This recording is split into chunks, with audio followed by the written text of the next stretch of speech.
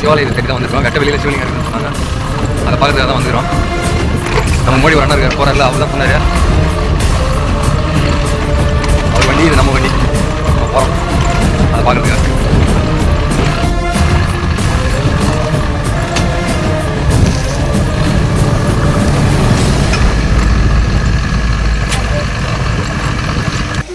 இடத்துக்கு வந்தாச்சு. அது உங்கள் நடுக்குழியில் இருக்குன்னாங்க. போயிட்டுருக்கோம். உள்ளூர் அண்ணா வந்திருக்காரு, அவருக்கு தான் போகிறோம்.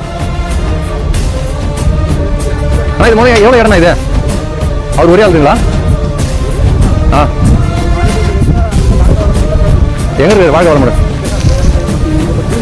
ஆ, விவசாயம் இங்கே இருப்பாங்க.